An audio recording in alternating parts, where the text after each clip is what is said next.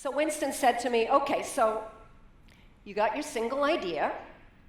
Now, how are you going to get that idea out to the whole world so that the whole world hears it in the simplest and most pleasurable way? Because think about who that TEDx audience is. Who are those 10 million views? They're not your corporate audience that you're used to speaking to. That's a sliver of them. And they're certainly not the audience that's going to be at your TEDx event. Your audience is the world. It's Mohammed, the mechanical engineer in Morocco who's on a break from work and he's sitting on the toilet and he's flicking through his Instagram. How are you going to put the message out so that Mohammed finds it meaningful just like your corporate audience? And for that, you need to send that message out to the world in a kind of package. We're going to call it a Trojan horse. And if you don't know this story, quick history lesson, a little bit inaccurate, forgive me. The Greek army, the powerful Greek army, could not penetrate into the city of Troy. No matter how powerful their army was, they just could not get into Troy. So they went away and they built this really big wooden horse, and they hid their soldiers inside the horse, and they pushed the horse up to the gates of Troy, and they left a little note that said, "Hi, Troy, we're not going to attack you anymore. We're leaving now. Here's a little gift. Bye-bye. See ya. Love, the Greeks." And of course, the people in Troy opened the gate, and they welcomed in all the soldiers because they were packaged in this lovely, nice packaging. So think about other speakers' Trojan horses. Amy Cuddy, her message was how you stand is going to affect the way that you feel about yourself. But what was the Trojan horse? What was that thing that everybody remembers? It was the power pose. This power pose is the way people communicate her idea, that if you stand like this, you're going to feel fantastic. What about Brené Brown?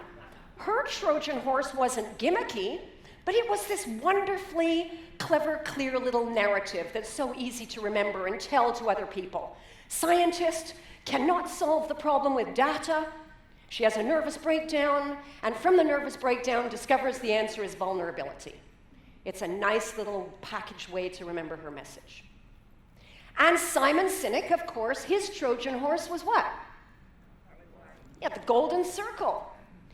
And just to show you how important this Trojan horse is, remember that with a TEDx, your global audience watching your TEDx in so many languages, they're going to communicate your idea through the Trojan horse. And I've seen that in all the thousands of comments on mine.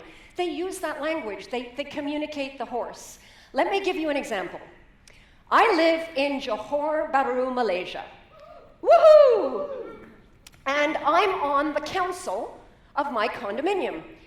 And 2 months ago, there was a council meeting. One of the council members wants to push forth this proposal to knock down our security guard house and build a new one, right? Singapore style.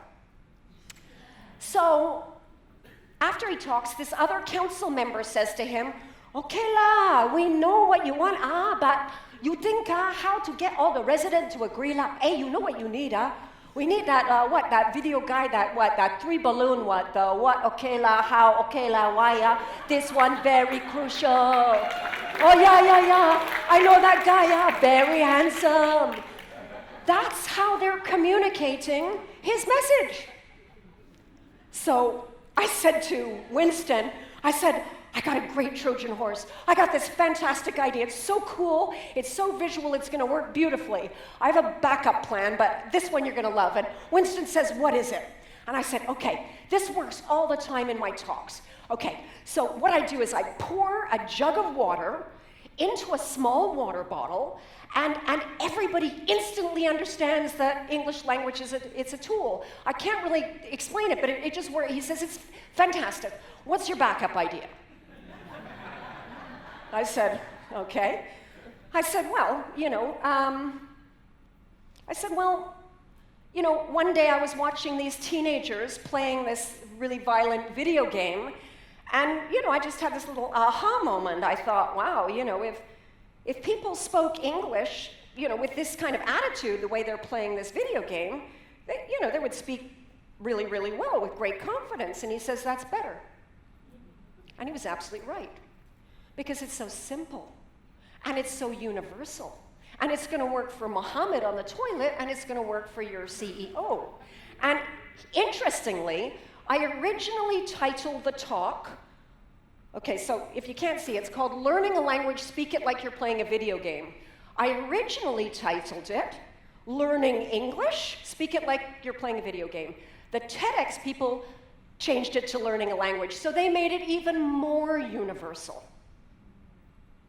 So for you, if you think about your little single idea, what is that lovely little capsule that you're going to put your message inside so that anyone in the world can digest it easily and with pleasure?